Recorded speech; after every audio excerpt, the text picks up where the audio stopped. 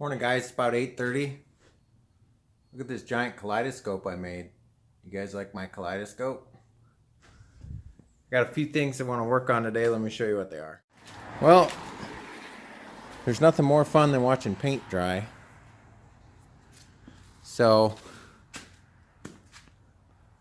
I think I got most of the spots touched up this morning. I used a brush. I still see a couple of them, but you know, as long as it's got primer on it, you probably never see the underside of this. Because this is the frame of the snowcat. It'll probably never have sunlight hit it.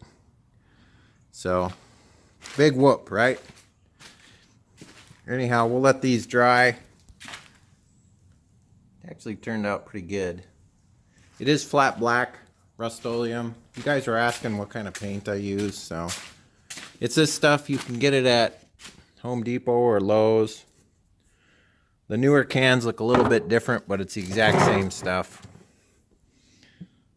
So there you go. Oil-based stuff lasts forever. Painted my whole LMTV with it, with a color-matched one, and then the wheels and the exoskeleton are the flat black. They work great. What are we gonna do? We aren't gonna touch this till tomorrow, so we're gonna leave that alone. And then gonna work on something else today while the paint's drying. Let me show you. We got 10 of these wheels. 2 of them are already taken apart. The other 8 need to be torn apart. I need to get these torn down, thrown in the dishwasher, and get the races pulled out of them so I can get part numbers on them. So I guess we'll get started on that here first thing this morning.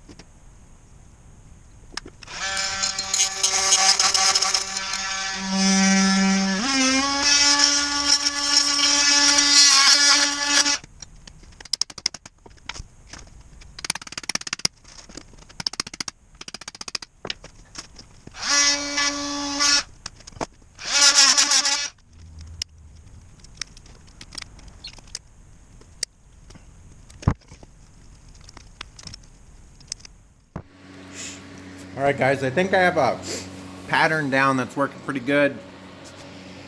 I use a Sawzall blade, the longer one, to get through the tire, but I nicked the wheel.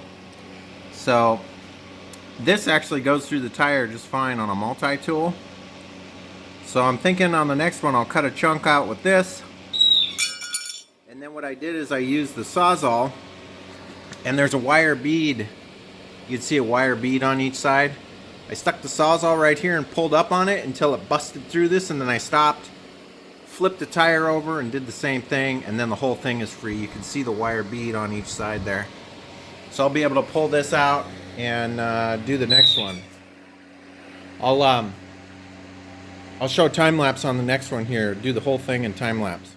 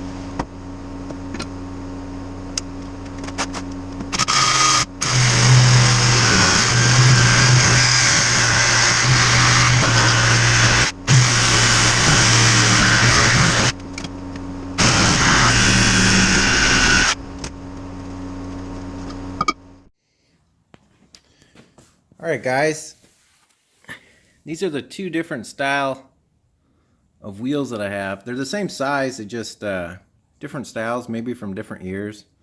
And I think I have a corresponding amount of them, so I'll have like even number of them, hopefully. I'm going to probably use these guys on the front and the rear, and then all of these guys on the intermediates. These ones look like they're a lot stronger, which is the reason for that. Plus they use a larger bearing. You saw in the video there, in the time lapse, some of them are air filled and some of them are foam filled, but the process of removing them is the same. It's just very time consuming, so I'm going to probably just do a couple of them a day. These two were done already. The two that I just did are in the dishwasher. I still have to remove the races from them. They were being stubborn and I don't want to battle with it all day. So run them through the dishwasher and then bring them in and clean them up and work on them a little bit more. And I'll just start forming a stack of wheels in here. And then eventually I got to take them over to the tire place and get them foam filled. So what do you say, Blu-ray? Are you having a good day out here? He's having a good time. I think that's going to be it for today, guys. There's some other things I want to do today, so I'm going to cut the video off here. If you guys like this video, give me a thumbs up. If you're not subscribed yet, I'd love to have you as a subscriber.